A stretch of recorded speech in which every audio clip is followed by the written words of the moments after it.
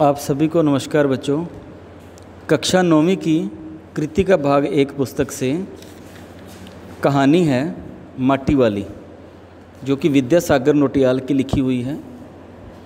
यह कहानी है एक विस्थापन की समस्या को लेकर लिखी हुई।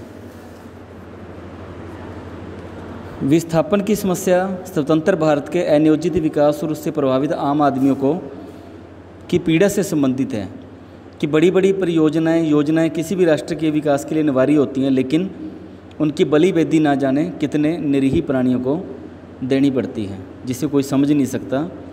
माटी वाले सारे टिहरी शहर के जगह जगह घूमकर, यह टिहरी शहर वहाँ जहाँ पर टिहरी बांध बनाया गया है, वहाँ की कहानी है ये, कि वो लाल मिट्टी बेचती है।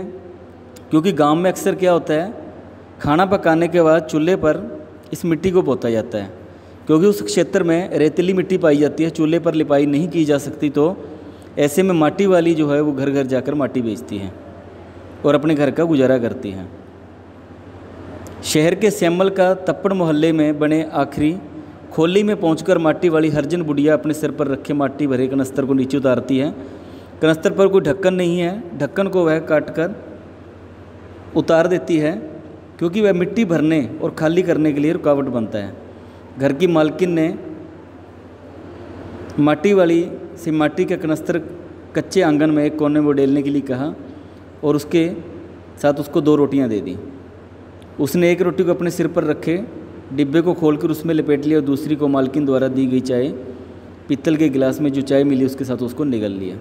वो इसीलिए रखा ताकि वो अपने बूढ़े के लिए घर पर लेकर जा सके, ताकि वो भी खा सके। ये टिहरी बांध की कुछ तस्वीरें हैं जो आप देख सकते हो। चाय के साथ रोटी खाते समय उसने कहा कि चाय तो बहुत अच्छा साग है, लेकिन मालकिन ने कहा कि भूख तो अपने आप में एक साग होती है। सामान्य बातचीत में घर की मालकिन ने बताया कि चाहे बाकी लोग अपने घर की पीतल और कांसे के बर्तन बेचकर चीनी मिट्टी के बर्तन खरीद लिए हैं, लेकिन वह अपने पूर्वजों की मेहनत से खरीदे गए बर्तनों को कभी नहीं बेचेगी। लेकिन उसे साथ में ये भी एक चिंता हो रही है, परेशानी हो रही है कि जब टिहरी बांध बना तो उसके लिए यहाँ से छोड़कर जाना पड़ेगा, क्योंकि जब बांध बनता है तो बहुत बड़ा एरिया उसके अंदर कवर किया जाता है, उसमें पानी भरा जाता है। तो वहाँ आसपास के जो गांव होते हैं उनको खाली करवा दिया जाता है और उसके बदले उनको किसी और जगह पर जाकर ज़मीन या घर की जगह दे दी जाती, जो भी उनका जितना होता है। तो उसको अब ये चिंता थी कि टिहरी बांध बनेगा, लेकिन उसे सब ये चीज़ें वहीं पर छोड़कर जानी पड़ेंगी। मिट्टी वाली वहाँ से दूसरे घर गई तो वहाँ उसके अगले दिन मिट्टी लाने का आदेश मिला। उसने भी 2 रोटियां मिली, कपड़े के एक छोर में उसको बांध लिया। रोटियों को साथ ले जाने के लिए क्यों बांधा, क्योंकि घर में उसका बूढ़ा पति था, रोटी का इंतजार कर रहा होगा। 3 रोटी आज उसने सोचा कि आज 3 रोटियां मिल गई तो बूढ़ा बहुत ज़्यादा खुश हो जाएगा। उसका गांव टिहरी से काफ़ी दूर था, लगभग 1 घंटा लग जाता था। माटा खाना में मिट्टी खोदने जाती, फिर उसको लेकर आती, ढो ढो कर दूर दूर तक बेचने जाना, बहुत कड़ी मेहनत करनी पड़ती थी उसको, माटी वाली को। उसके पास अपनी कोई झोंपड़ी या ज़मीन भी नहीं थी। वह तो ठाकुर की ज़मीन पर झोंपड़ी बना कर रहती, बदले में बगार में बहुत से काम भी करने पड़ते थे।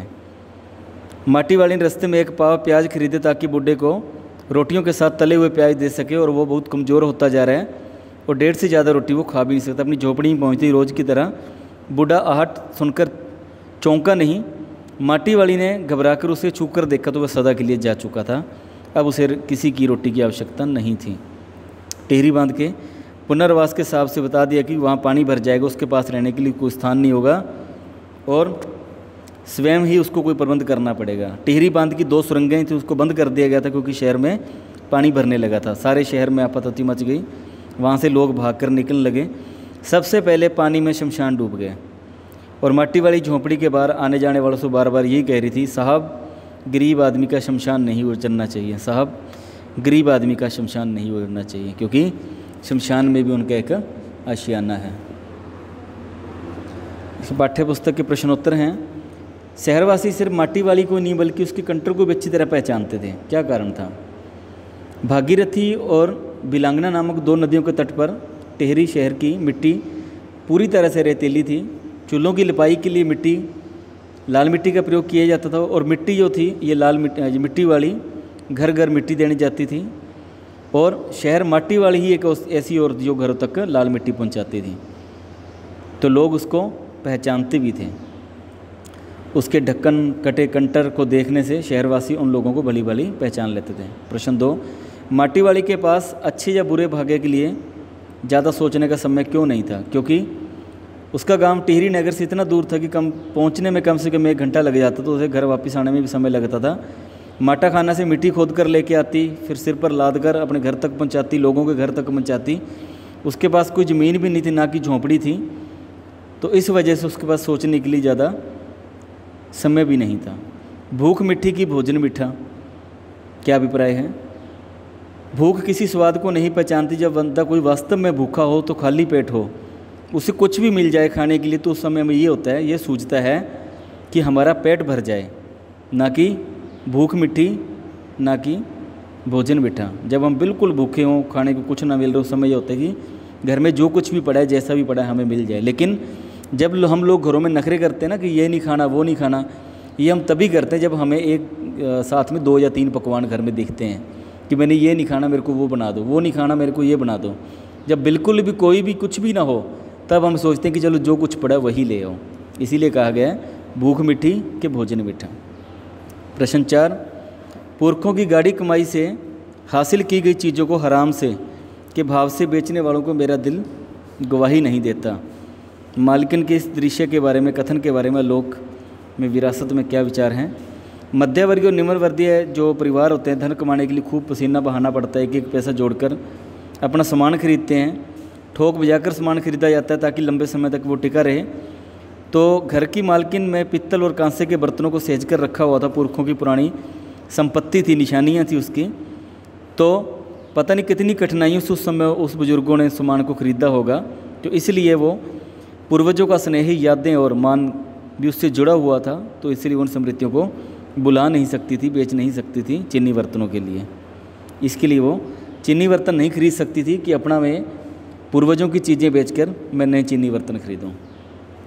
प्रश्न 5, माटी वाली की क्या रोटियों का इस तरह से हिसाब लगाना किस तरह मजबूरी प्रकट करता है? क्योंकि निर्धनता, अभावग्रस्ता ऐसा था, उसको 1 रोटी मिलती, 2 मिलती, 1 खा लेती, 1 रख लेती। वो कुल मिलाकर ये होता था कि इसमें से बची हुई रोटी को घर भी लेकर जाऊंगी। तो उसकी गरीबी को, निर्धनता को ये चीज़ प्रकट करती है कि उसका जो पति है बहुत कमज़ोर और बूढ़ा, वो काम नहीं कर पाता, तो जी तोड़ मेहनत करके वो खुद ही रोजी रोटी कमाती है।